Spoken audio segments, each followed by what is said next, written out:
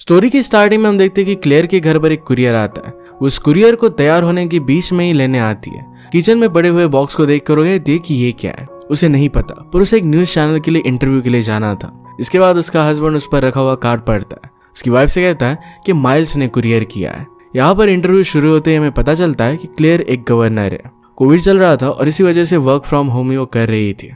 Clear अपना interview देना start कर देती है। रिपोर्टर से हमें पता चलता है कि क्लेयर के कैंपेन को बैकअप किया था बिलियनियर फिलैंथ्रोपिस्ट माइल्स ब्रॉन ने। उन्होंने अल्फा नाम के एक टाइकून कंपनी को क्रिएट किया है। उसके साथ उन्होंने बहुत सारी छोटी छोटी कंपनीज भी बनाई थी। दूसरी तरफ हम एक लैब देखते हैं जहां पर लियोनेल नाम का साइंटिस्ट जो माइल्स की कंपनी में काम करता है, वो कुछ लोगों से वीडियो कॉल पर बात कर रहा था। वो लोग उसे समझा रहे थे कि तुम्हें कभी ना कभी माइल्स को ना कहना पड़ेगा। तुम एक साइंटिस्ट हो, कोई पब्लिसिस्ट नहीं। माइल्स अजीबोगरीब आइडियाज निकालता था, पर इस आइडियाज पर अब वो वर्क नहीं कर सकते थे।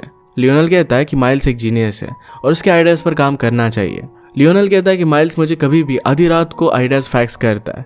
ऐसे ही उसका क्रिप्टो का आइडिया सक्सेसफुल भी रहा था। ये सब बात करते वक्त उसके पास भी एक कुरियर आता है। वो सबसे कहता है कि हमें काम करना ही पड़ेगा।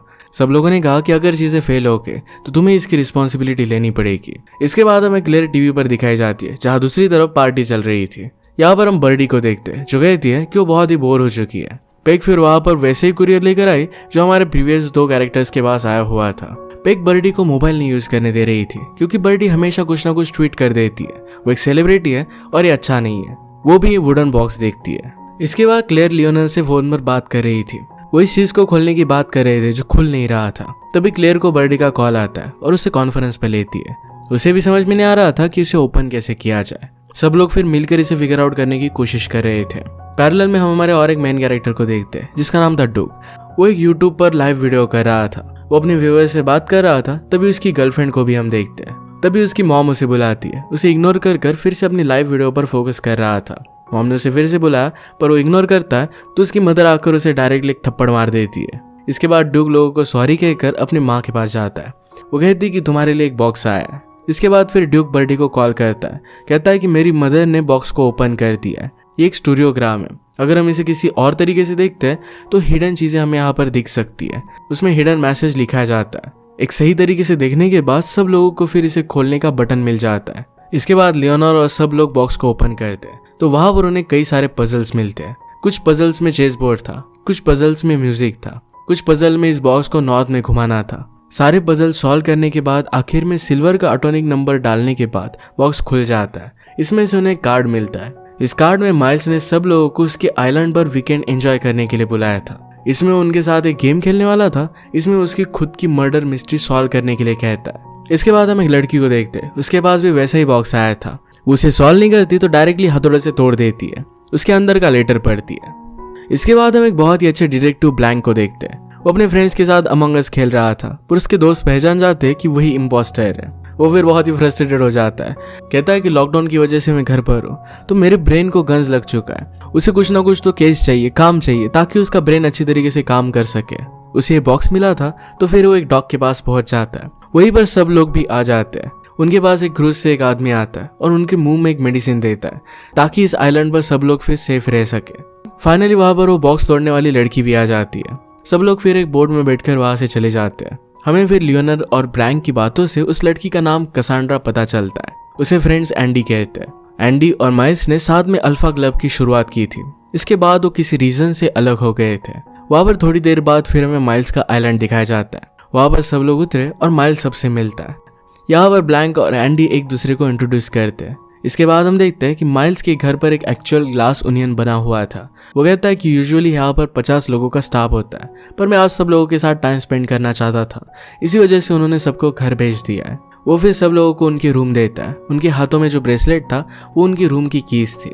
इसके बाद फिर माइल्स ब्लैंक से अकेले में बात करने के लिए ग्लास ओनियन में बुलाता है जो उसका ऑफिस भी था। यहाँ ब्लैंक सारी अलग अलग इंटरेस्टिंग चीजें देखता है। इस चीजों से बहुत सरप्राइज्ड हो जाता है। माइल्स उससे पूछता है कि तुम यहाँ पर कर क्या रहे हो। ब्लैंक कहता है कि तुमने ही तो मुझे यहाँ पर बुलाया था। माइल्स कहता है कि मैंने तुम्हें नहीं बुलाया। ब्लैंक इस बात से सरप्राइज्ड हो गया।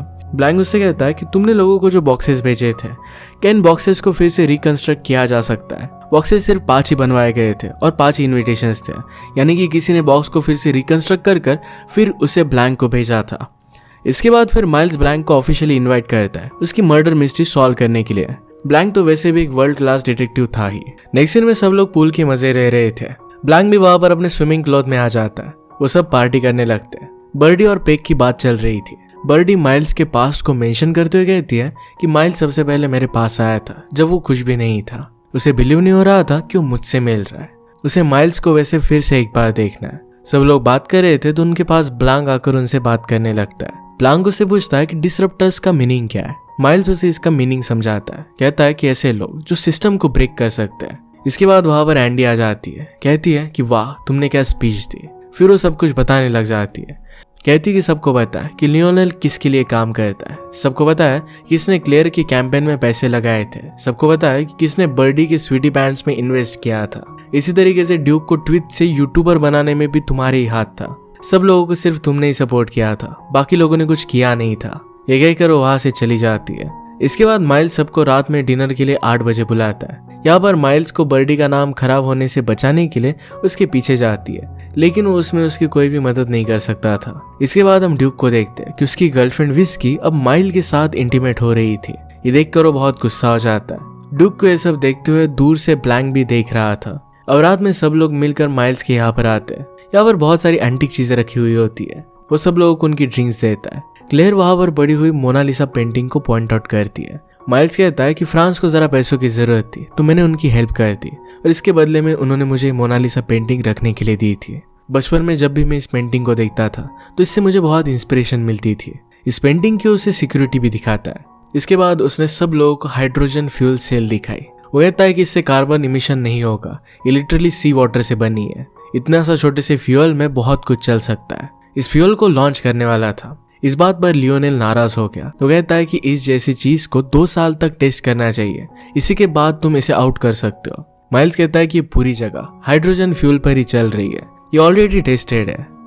इसके बाद सारे लोग डिनर के लिए बैठते हैं। माइल्स सबसे कहता है कि डिनर के बाद मेरा मर्डर होने वाला है, इसकी मिस्ट्री आप सब लोगों को सॉल्व करनी है। जो सॉल्व करेगा वो जीत जाएगा। ब्लैंक ने पूछा कि जीतने वालों को क्या मिलेगा। माइल्स जरा कंफ्यूज हो गया तो ब्लैंक कहता है कि शायद आईपैड वगैरह मिलना चाहिए। तो माइल्स इसके लिए मान जाता है। ब्लैंक फिर खड़ा हो जाता है और कहता है कि बर्डी एक किलर है, वही यहाँ पर पड़े हुए क्रॉसबो को रिमोट कंट्रोल की मदद से कंट्रोल करेगी और फिर तुम्हें शूट करेगी। वो तुमसे रिवेंज लेना चाहती है क्योंकि तुमने उसका डायमंड चुरा लिया है। वो फिर सब कुछ डिटेल्स बताने लग जाता है।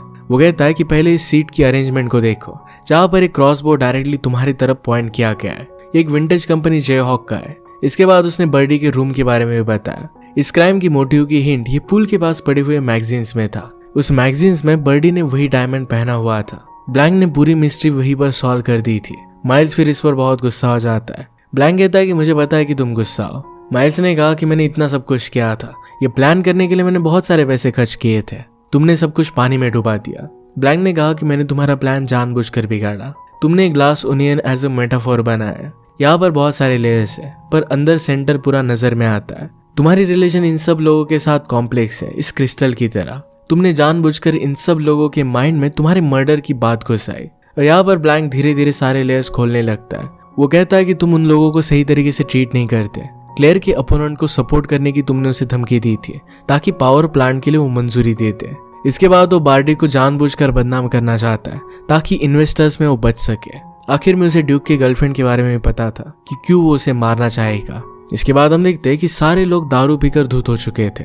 इसके बाद वहां पर एंडी आती है और सब लोगों को बोलने लग गई। ड्यूक उस पर गुस्सा होकर उसे कह देता है कि तुम एक लूजर हो। इसके बाद एंडी वहां से चली जाती है। फिर वहां पर माइल्स आता है और सब लोगों का मूड लिफ्ट करता है। अचानक से ड्यूक की यूट्यूब चैनल पर बहुत सारे व्यूज आने लग गए थे। वो फिर अपना ड्रिंक पीने लग गया। इसी मूवमेंट पर चोक होकर उसकी वहीं पर डेथ हो जाती है। ब्लैंक पुलिस और मेडिकल टीम को बुलाने के लिए कहता है। लियोनेल ने कहा कि पुलिस बोट से आएंगे, वो कल सुबह 6 बजे पहुंचेंगे। माइल्स ने नोटिस किया कि ड्यूक जिस ग्लास से ड्रिंक पी रहा था ये उसका खुद का ग्लास था, यानी कि माइल्स को कोई मारना चाहता था। वो फिर अपने सारे दोस्तों पर शक करने लगता है। इसके बाद हमें पता चलता है कि ड्यूक की गन भी गायब है। सब लोग अब खतरे में थे। वहां पर एंडी नहीं थी तो सब लोग उसी पर शक करने लग जाते हैं। माइल्स घबरा जाता है। उसने सब लोगों के लिए 10 बजे के लिए एक सरप्राइज प्लान किया था। ब्लैंक उसे थप्पड़ मारकर पूछता है कि 10 बजे क्या होने वाला है। 10 बज चुके थे और अचानक से सारे आइलैंड की लाइट चली जाती है। तभी वहां पर विस्की एक वेपन लेकर आती है। कहती कि एंडी ने सब लोगों के रूम को तोड़फोड़ कर दिया है। इसके बाद माइल्स वहां से भागने लगता है तो अब ब्लैंक भी उसके पीछे भागा। एंडी भी भाग रही थी तो माइल्स उसे देख लेता है। ब्लैंक वहां से जा रहा होता है तो देखता है कि किचन में से एक नाइफ भी चोरी हो चुकी है। इसके बाद वो एंडी से मिलता है और उससे बात कर रहा था, तभी एंडी का मर्डर हो जाता है। किसी ने उसे शूट कर दिया था। ब्लैंक इस बात से बहुत ज्यादा सरप्राइज्ड हो गया। वो कहता है कि जो लोग जहां पर है वैसे ही रहेंगे। पुलिस के यहाँ पर आने से पहले इस मर्डर मिस्ट्री को मैं सॉल्व कर दूंगा। इसके बाद हमें फ्लैशबैक दिखाया जाता है जब ब्लैंक को बॉक्स मिला था। हम देखते हैं कि ये वही बॉक्स था जो एंडी ने तोड़कर खोल दिया था। अब हमें रिवील होता है कि जो लड़की बोट पर आई थी वो एंडी नहीं थी तो एंडी की सिस्टर थी। वो दोनों जुड़वा सिस्टर्स थी। एक्चुअल एंडी का मर्डर हो चुका था। एंडी की सिस्टर ब्लैंक से कहती है कि मेरी सिस्टर ने चालू गाड़ी में सुसाइड कर ली थी। ये कोई सुसाइड नहीं हो सकती क्योंकि मेरी सिस्टर ये कर नहीं सकती। जिस नाइट उसने सुसाइड की उसी मॉर्निंग उसने सारे डिसरप्टर्स को मेल किया था कि उसके पास एविडेंस है जो उनके सारे एम्पायर को जलाकर राख कर सकता है। शायद उनमें से ही किसी ने उसे मार दिया। इस ईमेल में उसने एक फोटो निकाली थी और उसके हाथ में एक रेड एनवेलप था। जो मूवी में फर्स्ट से हमें दिखाई गई है ये एंडी की सिस्टर हेलेन है। वो फिर दुनिया के सबसे बड़े डिटेक्टिव ब्लैंक के पास उसे हायर करने के लिए आई थी। ब्लैंक उसे सजेस्ट करता है कि तुम्हारी सिस्टर की डेथ के बारे में अब तक किसी को भी पता नहीं है। तुम मेरे साथ उस बोट पर एंडी बनकर आ सकती हो। तुम उसी की तरह हेयर स्टाइल वगैरह करना। मैं कुछ लोगों को जानता हूँ जो तुम्हें इसके लिए हेल्प करेंगे। हेलेन पहले इसके लिए मान नहीं रही थी पर ब्लैंक उसे समझा देता है। इसके बाद हमें सब लोगों की बैक स्टोरी दिखाई जाती है। सब लोग जब यंग थे तो कोई भी फेमस नहीं था, कोई भी सक्सेसफुल नहीं था। सब लोग एंडी के फ्रेंड्स थे और फिर एक दिन उसने सबको माइल्स से मिलवाया। स्लोली एनी और माइल्स ने मिलकर अच्छा सा बिजनेस एम्पायर क्रिएट किया। बर्डी फिर मॉडलिंग में फेमस हो गई थी। ड्यूक ट्विच में फेमस हो गया था। लियोनल को उन्होंने पब्लिश करवा दिया था। क्लेयर को इलेक्शन में जीतने के लिए उन्होंने हेल्प की थी। सब लोगों को मिलकर फिर उन्होंने अल्फा क्लब शुरू किया था। सब कुछ सही चल रहा था पर 2 साल पहले माइल्स एक साइंटिस्ट से मिलता है जो उसे हाइड्रोजन फ्यूल के बारे में बताता है। अब माइल्स कंपनी के सारे रिसोर्सेस उस हाइड्रोजन फ्यूल पर लगाना चाहता था। यह एंडी को सही नहीं लगता। वो माइल्स को ना कहती है। माइल्स फिर सारे अपने फ्रेंड्स को अपनी तरफ कर लेता है। उसने एंडी को एक कंपनी से निकलवा दिया। कंपनी स्टार्ट करने का आइडिया एंडी को आया था और उसने नैपकिन पर लिखा था। यही उसके पास एक प्रूफ था कि कंपनी का आइडिया उसका खुद का है। एंडी को कोर्ट में प्रूफ करने के लिए सिर्फ वही नैपकिन था, पर ये नैपकिन वो कोर्ट में दिखा नहीं पाए क्योंकि उसे मिला नहीं। इसी वजह से उसका सारा काम चोरी हो गया। अब वो बहुत ही फ्रस्ट्रेटेड हो चुकी थी और बहुत दिनों बाद फिर उसे नैपकिन मिल चुका था और यही इन्वेलप में रखकर उसने सबको ईमेल किया था कि अब वो सब कुछ फिर से पा सकती है, सब लोगों की लाइफ बर्बाद कर सकती है। ये सब होने के बाद जैसे मूवी के फर्स्ट में हमने देखा कि ब्लैंक और हेलेन फिर उस बोट पर गए। सब लोगों की बातों पर वो ध्यान रखने लग गए। हम फिर पूल पार्टी का सीन देखते हैं। क्लेयर ने पावर प्लांट के हामी पर साइन किया था। लियोनेल ने भी साइन किया था। अगर कुछ भी गड़बड़ हो जाती है तो उनकी पूरी लाइफ बर्बाद हो सकती है। ये सब कुछ हेलेन सुन रही थी। ब्लैंक से हेलेन अकेले में सारी बातें करती है। एंडी जब अकेली थी तो क्लेयर और ड्यूक उसके पास आए। उसे कहते हैं कि तुम्हारे साथ चल क्या रहा है, तुम यहाँ पर आई ही क्यों हो। हेलेन कहती कि तुम सब लोगों ने वो ईमेल पढ़ा पर किसी ने रिप्लाई नहीं किया। क्लेयर कहती कि हमने तुम्हें बहुत बार कॉल किया, टेक्स्ट किया, पर तुमने कोई भी रिस्पॉन्स नहीं दिया। हम तुम्हारे घर पर भी आए थे पर फिर भी तुमने दरवाजा नहीं खोला था। वो दोनों फिर जिम में जाकर बात कर रहे थे। वो फैक्स मशीन देखते हैं जिसमें लियोनेल ने माइल्स को एनवेलप का ईमेल सेंड किया था। तभी वहां पर ड्यूक आ जाता है और दोनों चुप हो जाते हैं। इसके बाद हमें पता चलता है कि ड्यूक विस्की को यूज कर रहा था। उसकी यूट्यूब पर ट्रैफिक कम हो रही थी तो माइल्स अपना नेटवर्क यूज कर उसे फिर से फेमस कर सकता था। यही बात मनाने के लिए विस्की माइल्स के साथ गई थी। पैरेलल में बर्डी भी बहुत बड़े ट्रबल में थी। उसने गलती से अपने क्लोथिंग ब्रांड के लिए कुछ लोगों को इलीगली जॉब दी थी। उन्हें वो बहुत ही कम पे कर रही थी पर उसे इस सब के बारे में पता ही नहीं था क्योंकि उसके मैनेजर से ये काम कर रहे थे। इस ट्रबल से निकलने के लिए सिर्फ माइल्स ही उसकी हेल्प कर सकता था। हेलेन और ब्लैंक फिर डिस्कस करते हैं। उन्हें रियलाइज हुआ कि जो एनवेलप एंडी के पास था वो यहीं पर आइलैंड पर ही है। आज रात डिनर के वक्त उन्हें सावधानी से काम लेना होगा। ब्लैंक फिर हेलेन को सबके रूम में जाकर वहां पर वो एनवेलप ढूंढने के लिए कहता है। वो पार्टी के वक्त सबके रूम में चेक कर रही थी तभी उसे बहुत सारे मैसेजेस और कॉल्स आने लग गए। एंडी के डेथ के बारे में सब लोगों को पता चल चुका था और उसकी न्यूज भी आ गई थी। हेलेन जब विस्की के रूम में थी तो विस्की वापस आ गई और इसी वजह से वो डर गई थी। वेपन लेकर उसके वो पीछे भागने लग गए। इसके बाद हमें पता है कि हेलेन को गोली लग गई थी पर यहाँ पर एक ट्विस्ट था। जहाँ पर उसे गोली लगी थी वहां पर उसने बुक रखी थी और इस वजह से वो बच जाती है। ब्लैंक फिर सबको लगे कि हेलेन मर चुकी है, इस वजह से उस पर रेड सॉस डाल देता है। फिर वो सबको लेकर वहां से चला गया और हेलेन वहां से उठकर भाग जाती है। ब्लैंक जब सबके साथ था तो कहता है कि मैं बार बार ग्लास ओनियन के बारे में ही सोच रहा हूँ। जितने में लेयर्स निकालते जा रहा हूँ उसमें उतने ही लेयर्स निकल रहे हैं। हेलेन जल्दी से जाकर एनवेलप ढूंढ रही थी और फाइनली उसे मिल जाता है। ब्लांक कहता है कि जब से मैं यहाँ पर आया तब से हर एक चीज गड़बड़ हो रही थी। माइल्स ने अपनी जो भी थियरीज बताए वो कुछ वर्ड्स का यूज कर रहा था जो उसे बोलने आते नहीं थे। मुझे लग रहा था कि वो एक जीनियस है, पर शायद ऐसा नहीं है। माइल्स एक इडियट है। वो कहता है कि माइल्स ने ड्यूक को मारा है। उसने बड़ी चालाकी से अपना ग्लास ड्यूक को दे दिया। उसे पता था कि ड्यूक को ऑरेंज जूस की एलर्जी है। उसने उसकी ड्रिंक में ऑरेंज जूस मिला दिया था और इसी वजह से ड्यूक की डेथ हो गई। ड्यूक को मारने के पीछे का रीजन उसका आसान था। विस्की के साथ एक्चुअल में उसका अफेयर हो गया था। वो विस्की से मिलने के लिए न्यूयॉर्क में आया था। उसे एंडी का ईमेल मिला और उसे मारने के लिए उसके घर पर जा रहा था। तभी उसने रियलाइज किया कि ड्यूक ने उसे देख लिया है। ड्यूक सबको बता सकता था कि माइल्स ने एंडी को मार दिया है, इसी वजह से माइल्स ने ड्यूक को मार दिया।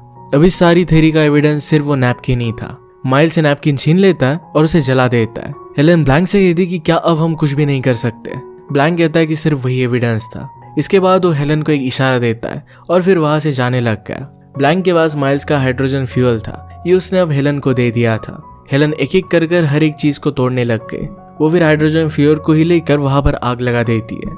सब लोग माइल्स से बहुत ज्यादा तंग आ गए थे और इसी वजह से उसके खिलाफ हो जाते हैं। वो भी हर एक चीज को तोड़ने लग गए। यहाँ मोनालिसा की पेंटिंग भी बर्न हो जाती है। सब लोग वहां से नीचे आते हैं। वो माइल्स से कहते हैं कि जब लोगों को पता चलेगा कि तुम्हारे हाइड्रोजन फ्यूल की वजह से मोनालिसा पेंटिंग बर्न हो गई तो कभी भी हाइड्रोजन फ्यूल वो यूज नहीं करेंगे।